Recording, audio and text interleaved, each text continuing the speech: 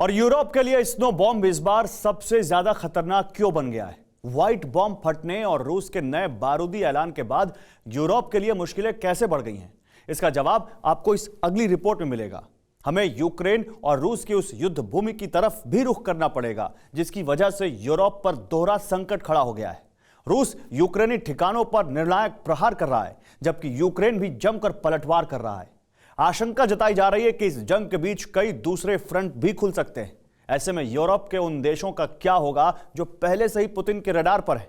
सफेद आफत के बीच यूरोप के सामने बड़ा चैलेंज है। क्या यूरोप आइस अटैक के साथ साथ पुतिन के डिप्लोमेटिक बैन बॉम्ब को भी संभाल पाएगा? यूरोप के सामने कैसे यह बड़ा सवाल एक भारी टेंशन बन गया है, देखिए यह अगली स्पेशल रिपोर्ट। एक तरफ रूस और यूक्रेन के बीच घनघोर युद्ध, तो दूसरी तरफ व्हाइट अटैक ने पूरे यूरोप को मुसीबत के मुंह में धकेल दिया है। अगर रूस से तेल और गैस सप्लाई नहीं हुई तो यूरोप ठंड से जम जाएगा। सवाल है कि यूरोप में हालात इतने खराब कैसे हुए? दरअसल यूरोप में यूक्रेन जंग के बाद से ही ऊर्जा संकट शुरू हो गया था। ऊपर से इस साल सर्दी में बर्फीले तूफान ने यूरोप में गैस सप्लाई और एनर्जी क्राइसिस को पहले से कहीं ज्यादा बढ़ा दिया है।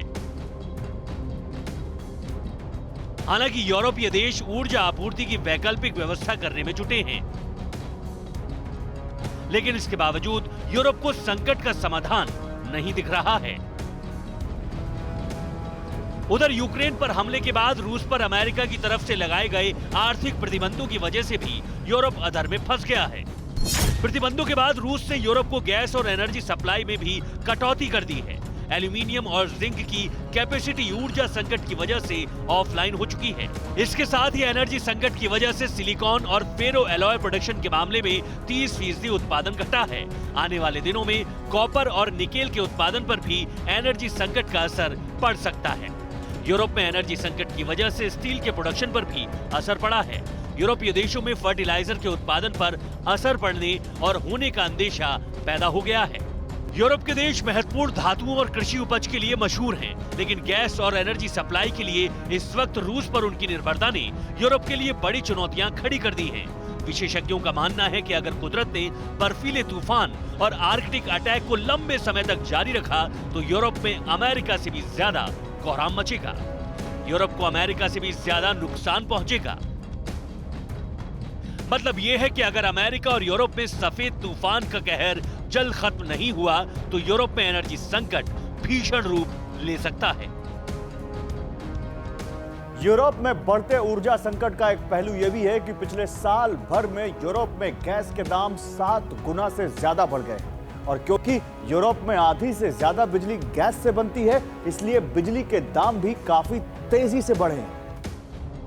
जब स्नो अटैक से आधी दुनिया कांप रही है, जब अमेरिका से यूरोप तक कोल्ड बम का विस्फोट हुआ है, जब जिंदगी की रफ्तार थम गई है, सब कुछ जम गया है, इस बीच भी यूक्रेन जंग की रफ्तार कम नहीं हुई है। इसी जंग के दौरान पुतिन यूरोप के खिलाफ सबसे बड़े ऑपरेशन की तैयारी कर चुके हैं। इस बीच पुतिन की नजर उन देशों पर पहले से है जो यूक्रेन के पीछे खड़े हैं या उसकी मदद कर रहे हैं। इसलिए आशंका है कि पुतिन बर्फ में ही यूरोप को जमा सकते हैं।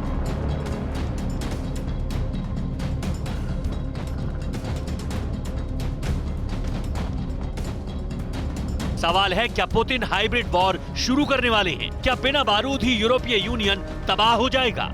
इन सवालों के पीछे वजह है ऑस्ट्रिया के रक्षा मंत्री की वो चिंता जिसकी भविष्यवाणी यूक्रेन युद्ध शुरू होने के साथ की गई थी, और यह आशंका थी यूरोपीय देशों पर रूस की एनर्जी स्ट्राइक की।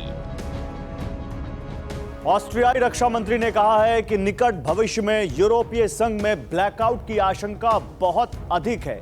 युद्ध की वजह से बिजली की कमी हो सकती है। ऑस्ट्रियाई रक्षा मंत्री ने कहा है कि रूसी राष्ट्रपति पुतिन पश्चिमी ऊर्जा ग्रिड पर हाइब्रिड अटैक कर सकते हैं। ऐसे में यूरोप को ब्लैकआउट के लिए तैयार रहना होगा। इस बीच पुतिन ने फरवरी से यूरोपियन यूनियन की एनर्जी सप्लाई रोकने का ऐलान करके यूरोप के संकट को बढ़ाने के संकेत भी साफ शब्दों में दे दिए हैं। पुतिन के इस ऐलान के बाद आशंका ये भी जताई जा रही है कि यूक्रेन के बाद रूस के निशाने पर अब यूरोपियन यूनियन है। युद्ध के बीच पुतिन की घोषणा इसलिए भी अहम मानी जा रही है क्योंकि तेल के बाद प्रेसिडेंट पुतिन यूरोप को सप्लाई होने वाली रूसी गैस को लेकर भी बड़ा फैसला ले सकते हैं। यूरोप को हर साल 100 बिलियन क्यूबिक मीटर से ज्यादा प्राकृतिक गैस की जरूरत होती है। यूरोपीय संघ को 40% प्राकृतिक गैस रूस से मिलती है। ब्रिटेन को 5% गैस की आपूर्ति रूस करता है। बेलारूस पोलैंड के रास्ते पाइपलाइन से गैस जर्मनी पहुंचती है। गैस सप्लाई बंद होने से इटली और जर्मनी पर बड़ा असर होगा। पिछले कुछ सालों में घरेलू गैस उत्पादन में कमी के कारण यूरोप गैस के आयात पर और अधिक निर्भर हो गया है। घनघोर सर्दी में गैस की बहुत जरूरत होती है। इस बार तो यूरोप को और ज्यादा गैस चाहिए क्योंकि यूरोप में भारी बर्फबारी शुरू हो चुकी है। ब्रिटेन का कुछ हिस्सा तो जमने लगा है। आर्कटिक से उठे बर्फीले बवंडर का घातक असर भी यूरोपीय देशों पर पड़ेगा। जनवरी की शुरुआत में यूरोपीय देशों में बर्फीला तूफान उग्र रूप ले सकता है। उधर स्नो स्टॉर्म और रूस की धमकी के बीच अमेरिका से भी मदद की कोई उम्मीद यूरोपियन यूनियन को नहीं है। दरअसल यूरोप गैस आपूर्ति के लिए अमेरिका पर काफी निर्भर है, जबकि अमेरिका खुद बर्फीले तूफान के प्रलंबकारी संकट का सामना कर रहा है। आर्कटिक ब्लास्ट से अमेरिका में एनर्जी और पावर सप्लाई पर काफी असर पड़ा है। यूरोपियन यूनियन ईयू के दावों को सच माने तो यूक्रेन युद्ध के बीच अमेरिका रूसी तेल और गैस पर कैपिंग करना चाहता है। ईयू के मुताबिक अमेरिका अपनी गैस 4 गुना महंगे दाम पर बेच रहा है, जबकि यूरोपियन यूनियन का मानना है कि इस मुश्किल दौर में अमेरिका को यूरोपीय देशों को रियायती दर पर गैस मुहैया करानी चाहिए। लेकिन क्या अमेरिका ऐसा कर पाएगा? क्योंकि अमेरिका इस वक्त खुद एक भीषण प्राकृतिक आपदा से जूझ रहा है। उधर यूरोपीय संघ की दलील है कि अमेरिका ईयू का सहयोगी होने के बाद भी उसकी मजबूरी का फायदा उठाता है। अमेरिका यूरोपीय देशों को हथियार और गैस बेचकर खूब मुनाफा कमाता है।